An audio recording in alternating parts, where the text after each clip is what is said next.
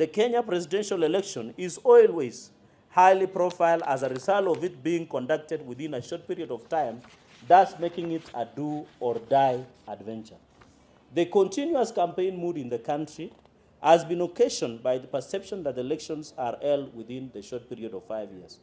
In any election period, we lose a whole year in campaigns, and another year is lost immediately after election because of the litigations in the Supreme Court, and thereafter, transition period of new government settling down in the formation of new government, such as cabinet vetting by parliament, and appointment of the same, including senior government officials. In total, we lose 2 years in a period of 5 years, leaving only 3 years for a president and new government to work. It is therefore justifiable to increase the presidential term limit to 7 years per term, totaling to 14 years, if someone is re-elected to office. I am cognizant that these proposals shall alter the governance structure as envisaged in the Constitution of Kenya, which in turn shall be subjected to public referendum or popular initiative as highlighted under Article 257 of the Constitution of Kenya 2010.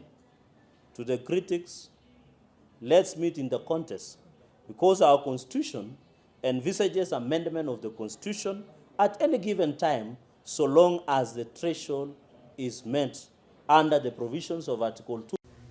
Or as the member of NEC of ODM on the Gachagua issue, I think this is a more Kenya Kwanza politics that we as ODM have no business engaging in. But I think that there is individual posture of every leader and every Kenya to ask about the rationale for having a deputy president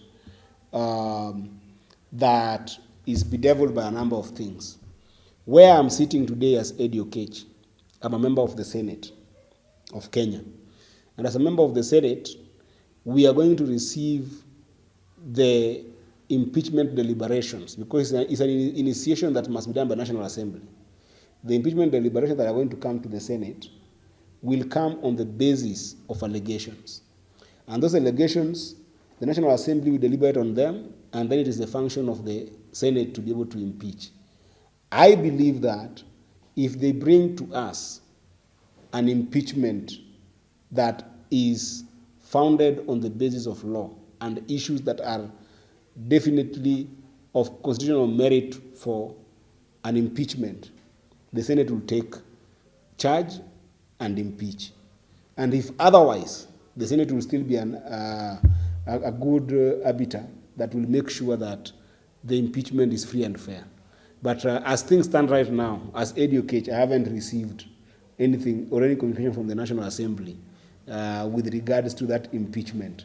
But when it comes, the people of Migori sent me as a very level-headed person, a very fair person, and a very just person. I will do what is just for the people of Kenya should that impeachment come in the Senate. But when you elect me as a senator, or you elect MP, or women rep, all those people become national leaders because they engage in national discourse in terms of the laws of the country. The only seat that is regional is governor and MCA. So if you feel like you are very good to want to be a regional leader or a tribal leader, you can as well be a tribal leader by going to become an MCA or a governor. That is just my opinion.